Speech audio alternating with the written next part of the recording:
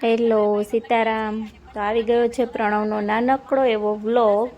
તો અમે એના માટે સૌથી પહેલાં છે ને આપણે મંદિરે દર્શન કરવા ગયા હતા, જેનો તમે શોર્ટ વિડીયો જોયો જ હશે ઓલરેડી. અને મંદિરે દર્શન કરીને પછી અમે ગયા હતા એના ફેવરિટ ઇડલી ઢોસા ખાવા. આમ પણ સન્ડે ઇડલી ઢોસા ખાય જ છે પ્રણવ, ક્યારેક જ નથી ખાતો. એટલે ઇડલી ઢોસા ખાવા અમે ચાલ્યા ગયા ત્યાંથી.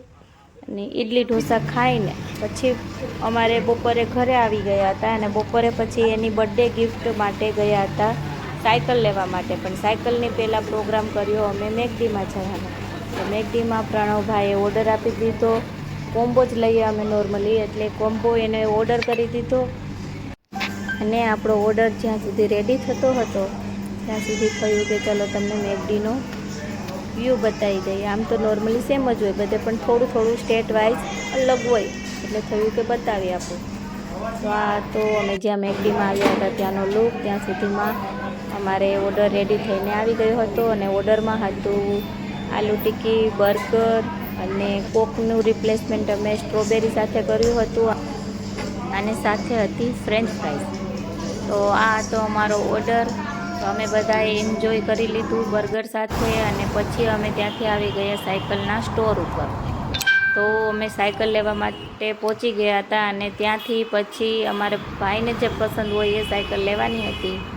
તો પછી એને એક પછી એક એવી રીતે 2-3 સાયકલ ટ્રાય કરી અને એને પસંદ આવી એ સાયકલ પછી છેલ્લે અમે લઈ લીધી. તો પ્રણવને આ સાયકલ પસંદ હતી એટલે ભાઈને ગાડીમાં નહોતું આવું, સાયકલ રિક્ષામાં આવતી હતી, એટલે એને સાયકલ સાથે જ આવવું હતું. એટલે પોતે બેસી ગયો રિક્ષામાં સાયકલ સાથે. જો સાયકલ લઈને ભાઈ આવે છે ઘરે, કેમ કે એને મૂકતા મન જ નહોતું થતું સાયકલને. એટલે થયું કે ચલો તું એને સાથે આવી જા રિક્ષામાં અને અમે જઈએ ગાડીમાં. તો આવી ગયા અમે ઘરે સાયકલ લઈને ફાઇનલી. પછી આપણે સાયકલ લીધી હોય તો થોડું ચાંદલા વગેરે તો કરવું જ પડે. એટલે પ્રણવને કહ્યું તું જ ચાંદલા કરી દે.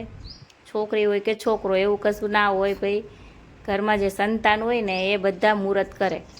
એટલે અમારે તો એક જ છે પ્રણવ, એટલે એને થયું કે તું જ કરી દે. અને મેં પછી એક સાથીઓ કરી દીધો. નાની મોટી ગમે એવડી વસ્તુ હોય, આપણે મુહૂર્ત કર્યા વગર તો ચાલે જ નહીં. ગુજરાતીઓને ગમે તે હોય મુહૂર્ત તો કરવું જ પડે. એટલે આપણે સાયકલનું મસ્ત મુહૂર્ત કરી દીધું હતું. અને પછી પ્રણવભાઈ એક છે ને રાઉન્ડ લઈ આવ્યો. અને પછી અમે સાંજે પહોંચી ગયા. પ્રણવભાઈનો 10th યર્સ કમ્પ્લીટ થઈ ગયા ને, એટલે એની સરપ્રાઈઝ માટે અમે 1 અને 0 એવી રીતે 10th નંબરનો કેક લઈ આવ્યા હતા. અને પછી અમે ગયા હતા હોટલમાં જ સેલિબ્રેટ કર્યો હતો 10 નંબરનો બર્થડે. તો કેક કેવી લાગી ને કમેન્ટ જરૂર કરજો, કેમ કે આ આઈડિયા મારો હતો સ્પેશિયલી. અને મસ્ત એને સરપ્રાઈઝ આપી 1 અને 0 અલગ અલગ એવી રીતે.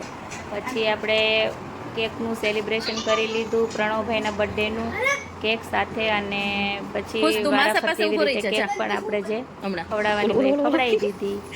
મસ્ત રીતે સેલિબ્રેટ થયો. અને આખો દિવસ પણ બહુ મસ્ત ગયો અમારો. અને પ્રણવભાઈને તો બહુ મજા આવી, કેમ કે એની ફેવરિટ સાયકલ પણ લઈ દીધી અને કેક પણ એને મજા આવી. કેક હતી અમારી વ્હાઇટ ફોરેસ્ટમાં અને બહુ મજા કરી. પછી આપણે કેકનું સેલિબ્રેશન કર્યા પછી આપણે હતો ઓર્ડર, જેમાંથી જે પ્રણવભાઈને પસંદ હતું એ જ બધું ખાધું હતું. પંજાબી નૂડલ્સ અને લાસ્ટમાં અમે લીધી હતી કાજુ બિરયાની. તો આ તો અમારો ઓર્ડર. અને આવી રીતે અમારો બર્થડે સેલિબ્રેટ થયો. અને તમને કેવો લાગ્યો અમારો વ્લોગ એ કમેન્ટ જરૂર કરજો. તો અને મારી ચેનલને સબસ્ક્રાઈબ પણ કરજો, પેજને ફોલો પણ કરજો. આ તો અમારું આખો દિવસનો વિડીયો જે મેં તમારી સાથે શેર કર્યો. Tata bye bye, C you.